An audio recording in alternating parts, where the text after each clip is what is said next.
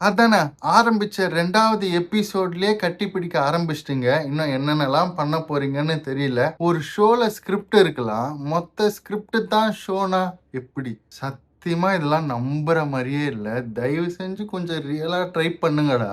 நான் என்னமோ இத சோசியல் லவ் எக்ஸ்பெரிமெண்ட் மாரி தானே இருக்கும்னு நெனச்சேன். பார்த்தா இது ஏதோ ஸ்கிரிப்டட் மாரில இருக்கு. செகண்ட் லவ் அப்படின்ற ஒரு கான்செப்ட்ல உண்மையாவே லவ் எக்ஸ்பெரிமெண்ட் பண்ணி லவ் பண்ண வைப்பீங்கன்னு பார்த்தா, நீங்க ஒருத்தருக்கு சொல்லிக் குடுத்து ஒருத்தர நடிக்க வைக்கிற மாரில இருக்கு. இது ஒண்ணும் ரியலா இல்லையே. என்ன பிக் பாஸ் வரதுக்கு முன்னாடி ஒரு 1 மாசம் ட்ரையல் பார்க்கலான்னு இந்த ஷோவ ட்ரையலுக்கு வச்சு ஓட்டுறீங்களா? என்னடா பிளைண்ட் டேட்ன்னு 2 பேரையுமே பக்கத்துல உட்கார வச்சுட்டு ஏதோ புதுசா கண்ணை திறக்கிற மாதிரி திறந்து பாக்குறீங்க. என்னமோ பண்றீங்க.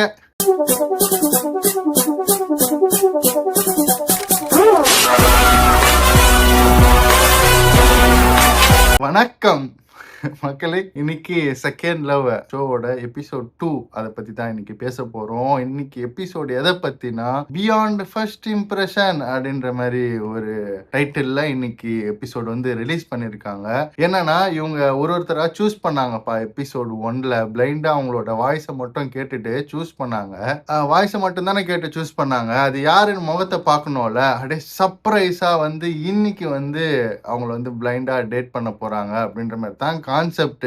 ஓபன் பண்ணா 2 பேரும் கண்ணை கட்டிட்டு உட்காந்துட்டு இருக்காங்க. சத்தியமா நம்புற மாதிரி இல்ல. அட்லீஸ்ட் ஏதோ ஒரு ரூம்ல போயிட்டு திறந்து பார்க்கும் போது எதிர்பார்க்காத ஒரு நபர் இருந்தா அது சர்ப்ரைஸா இருக்கும். ஏதோ வெல் பிளான்டா ஒரு இடத்துல 2 பேரும் உட்காந்துட்டு கண்ணை கட்டிட்டு திறந்து பார்த்தோன்னே நீயா நீயா அப்படின்னு ஷாக் ஆகுறாங்க. டேய் இதெல்லாம் உங்களுக்கே ஓவரா தெரியல. எப்படி 2 பேரும் பக்கத்துல தானா வந்து உட்காந்துட்டீங்களா? உட்காந்து தானே கண்ணை கட்டியிருப்பீங்க.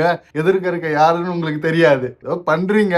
ஆனா எனக்கு என்னவோ அந்த ஒரு விஷயம் மட்டும் கனெக்ட் ஆகல. ஒரு கப்ல ஒரு இடத்துல வந்து எதிர்க்க வெல் ப்ரிப்பேர்டா ஒரு இடத்த செட் பண்ணி உட்கார வச்சு கண்ணை கட்டி இருக்காங்க. அவங்க கண்ணை திறந்து பார்த்த உடனே அவங்க சூஸ் பண்ண பார்ட்னர் எதிர்க்க உட்காந்து இருக்காங்க. கான்செப்ட் என்னமோ நல்ல விஷயம் தான். பட் கொஞ்சம் ஃபேக்கா இருக்கு. சரி, நம்ம கதைக்கு வருவோம். ஓப்பன் பண்ண உடனே ஃபர்ஸ்ட் கப்பலா நம்ம கிட்டார் தினேஷும் அவங்க 2 பேரும் பிளைண்ட் டேட் பண்ண போறாங்க போல இருக்கு. நம்ம தினேஷ் மியூசிஷியன் சொன்னாரே தவிர கையில கிட்டாரியே காணுமே. இந்த பிளைண்ட் டேட்டுக்காச்சும் கையில கிட்டார் வச்சுட்டு உட்காந்துட்டு இருக்கலாமே. 2 பேரும் கண்ணை திறந்து பார்த்ததும் ஒருத்தர் இன்ட்ரோ பண்ணிக்கிட்டு அவங்கள பத்தி பேசிட்டு இருந்தாங்க. அண்ட் 2வது கப்பலா அசிம் அண்ட் நேகா டைனிங் டேபிள்ல உட்காந்துட்டு இருந்தாங்க. 2 பேரும் கண்ணில் கட்டை பிரிச்சதுக்கு அப்புறம் அப்படியே ஷாக்கா வர மாதிரியும் 2 பேரும் பேசுற மாதிரியும். நம்ம அசிமை பத்தி நமக்கு தெரியும். அவரை பார்த்தா டேட்டுக்கு வந்த மாதிரி தெரியல. ஏதோ இன்டர்வியூ எடுக்கிற மாதிரி பேசிட்டு இருந்தாரு. நான் வச்சதுதான் சரி அப்படின்ற மாதிரியும் பேசிட்டு இருந்தாரு. பட் ஓகே, அவரோட ஆட்டிடியூட் அதுதானே. 3வது நம்ம தலை வெக்கையும் மோனிஷாவும் மீட் பண்ணாங்க. கேக்கு ஒரே சந்தோஷம். மோனிஷாக்கும் ஒரே சந்தோஷம். ஒரே கலகலன்னு பேசிட்டு இருந்தாங்க. ஒருத்தருக்கு ஒருத்தர் இன்ட்ரோ பண்ணியிருந்தாங்க. ஒரு சில கேள்விகள்லாம் கேட்டு இருந்தாங்க. காதலை பத்தி நீங்க என்ன நினைக்கிறீங்க? 1 கிலோ ரோஸோட விலை என்ன அப்படின்ற மாதிரி ஒரு சில விஷயங்கள்லாம் கேட்டுட்டு இருந்தாங்க. 4வது தான்ப்பா நம்ம ராஜா அண்ட் பிரியங்கா. உண்மையாவே இந்த ஒரு கப்பல் கிட்ட சொல்ல மாட்டேன், நம்ம பிரியங்கா கிட்ட ஏதோ ஒரு சார்மிங்னஸ் இருக்குப்பா. எப்பவுமே அழகா கியூட்டா சிரிச்சுக்கிட்டே இருக்காங்க. அந்த பிரியங்கா நம்மள மாதிரியான கை போல இருக்கு. ஒரே ஃபன்னு தான். அது ஒரு டேட் மாதிரியே இல்ல.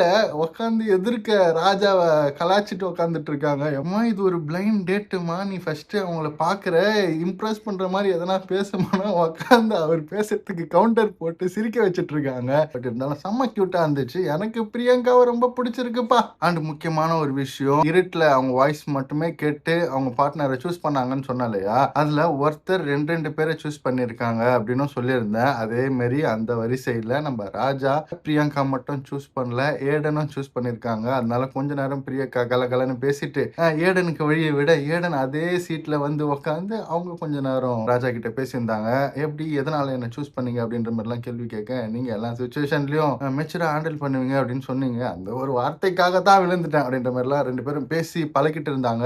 அதே மாதிரி அசீம் எப்படி நேகா கிட்ட பேசிட்டு இருந்தாரோ அதே மாதிரி அசீம சிந்தூரியும் சூஸ் பண்ணியிருந்தாங்க. அதனால நேகா இருந்த இடத்துல இப்போ சிந்தூரி வந்து உட்காந்து அவங்களும் அசீம் கூட பழகுறாங்க. பட் எனக்கு என்னமோ அசீம் 2 பேருக்கிட்டையுமே ரொம்ப ரஃப் அண்ட் டஃபா பேசின மாதிரி தான் இருந்துச்சு. நான் பிடிச்ச முயலுக்கு 3 கால் அப்படின்ற மாதிரி பேசிட்டு இருந்தாப்புல. ஒரு வழியா இந்த பிளைண்ட் டேட் நல்லபடியா முடிய ஒருத்தரை பத்தி பேசிக்க, அவங்க பார்ட்னரை பத்தி ஒரு சில விஷயங்கள் தெரிஞ்சுக்க, பல ஆசைகளோடும், கனவுகளோடும், பல எதிர்பார்ப்புகளோட அந்த இரவு அவங்க தூங்க போயிட்டாங்க. மறுநாள் காலையில இங்க தான் விஷயமே ஆரம்பிக்குது. நைட்டு ஏதோ புதுசா வந்தோம், ஒருத்தரை பார்த்து பேசணும், பழகணும் அப்படின்னு முடிஞ்சிருச்சு. இப்ப காலையில எல்லாரும் ஒருத்தருக்கு ஒருத்தர் இன்ட்ரோ ஆயிக்கிறாங்க.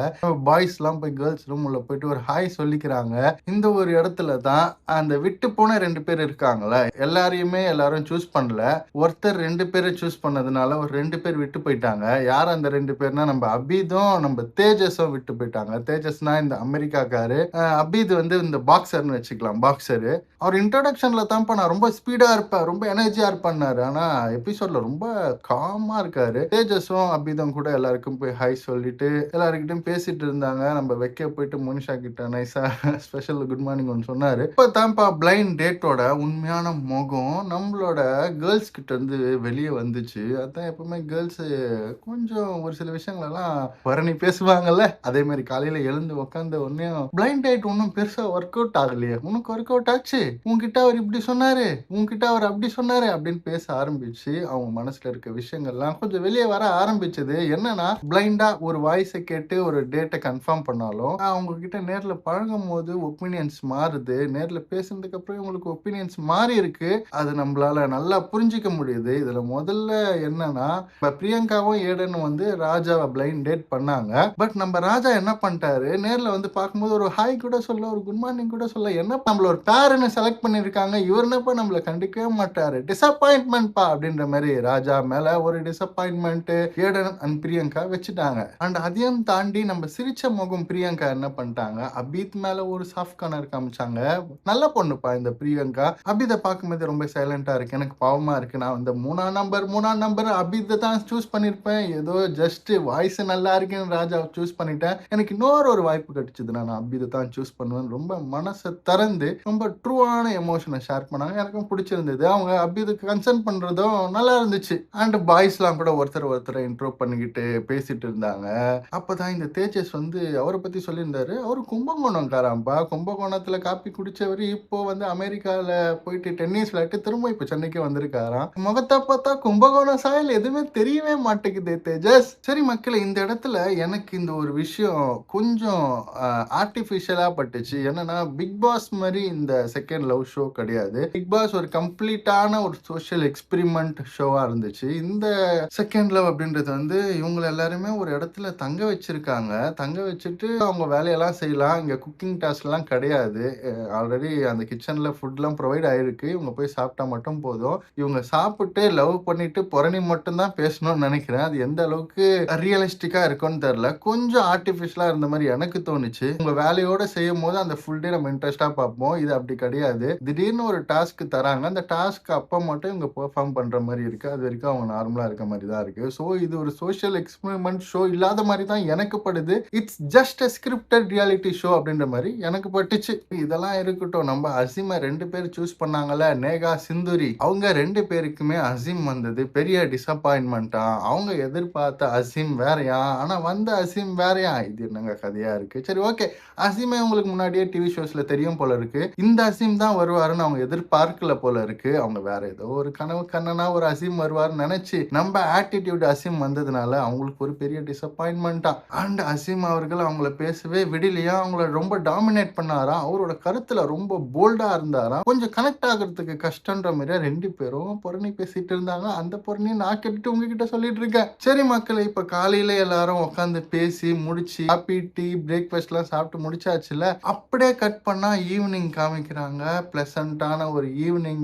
சைடுல நம்ம ஸ்ருதி காதல் குப்பிட்லையா அவங்க என்ட்ரி கொடுக்குறாங்க. இவங்க எல்லாருமே ட்ரெஸ் பண்ணிட்டு ஒரு ஓரத்துல நிக்கிறாங்க.